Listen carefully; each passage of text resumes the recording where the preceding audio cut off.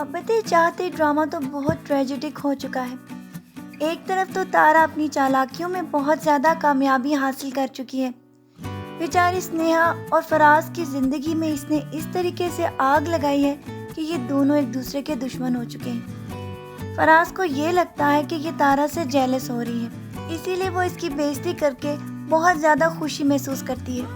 لیکن تارا بھی اپنی ایکٹنگ میں بہت زیادہ پکی ہے، اسی لیے تو وہ فراز کے سامنے بہت زیادہ ایکٹنگ کر کے یہ ثابت کر چکی ہے کہ یہ ساری کی ساری غلط فہمی سنیہا کی ہی پھیلائی ہوئی ہے، بلکہ وہ تو صرف فراز کے ساتھ بزنس کرنا چاہتی ہے۔ فراز تو ابھی تک اس کی سازشوں کو سمجھ ہی نہیں پایا۔ وہ تو اپنے جاب لیس ہونے کی وجہ سے بہت پریشان تھا اور تارا اس کے لیے ایک امید کی کرن۔ لیکن یہ ساری باتیں تو سنیہا کو برداشت ہی نہیں، کیونکہ جس طرح کی شرط تارا اس کے ساتھ لگا چکی تھی، اب اس کو یہ لگتا ہے کہ اس کا شوہر چھیننے کے بعد وہ اپنی شرط کو پورا کر چکی ہے۔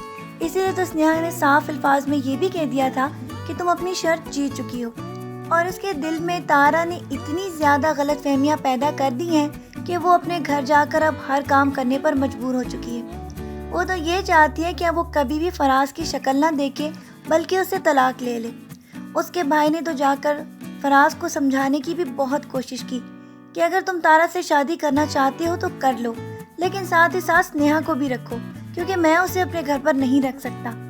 فراز تو یہ بات سمجھا چکا ہے کہ وہ تارا کے ساتھ بزنس کرنا چاہتا ہے، لیکن ان دونوں کے جھگڑے میں ان کا بیٹا بہت زیادہ پریشانیوں میں گھر چکا ہے۔ اس کو تو اپنے ماں باپ کو الگ دیکھ کر ہی بہت زیادہ تکلیف محسوس ہو رہی ہے، لیکن اب تو فراز بھی اس کو ساتھ میں نہیں رکھ سکتا، کیونکہ اس کو ابھی تک اس بات کی شیورٹی ہے ہی نہیں کہ وہ اس کو افورڈ کر سکتا ہے یا نہیں۔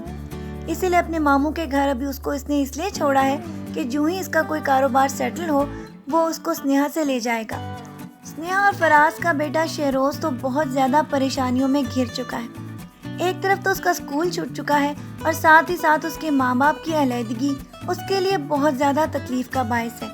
یہ سارا کچھ تو اس کا ماموں بھی دیکھ رہا ہے، لیکن اس کو ذرا بھی اس بات کا احساس نہیں کہ اس کے گھر میں اس کی بہن کے ساتھ اس کی بیوی کس طرح کا رویہ رکھے ہوئے ہے۔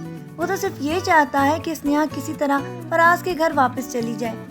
سنیہا بیچاری تو نوکرانی بن کر اپنی ہی بھابھی اور بھائی کے گھر پر کام کر رہی ہے، اور اس کی بھابھی ظلم کی انتہا کر چکی ہے کہ دونوں میڈس کو فارغ کرنے کے بعد سارے گھر کے کام وہ سنیہا سے ہی لے رہی ہے، اور ساتھ ہی ساتھ اس کو یہ بھی رسپانسبلٹی دے دی ہے کہ وہ صبح اس کی بیٹی کو تیار کر کے بھی اسکول بھیجے، اور اس کے بعد وہ اس کو اتنے تانے دے رہی ہے کہ کسی طرح سنیہا اس کے گھر سے چلی جائے۔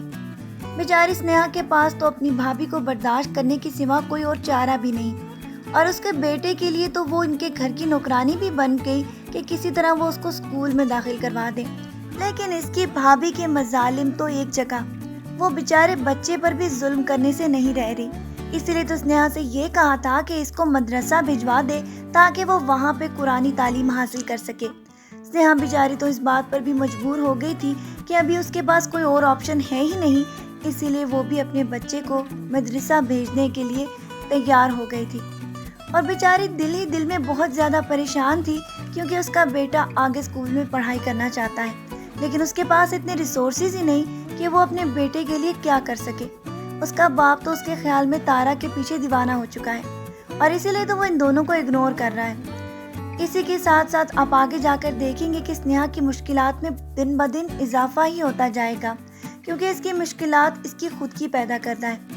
اگر تو وہ فراز کی بات کو سمجھ لیتی تو شاید اس کے اوپر اس طرح حالات نہ آتے، اور اس کا بیٹا اس طرح اسکول چھوڑ کر مدرسے کی تعلیم نہ حاصل کر رہا ہوتا۔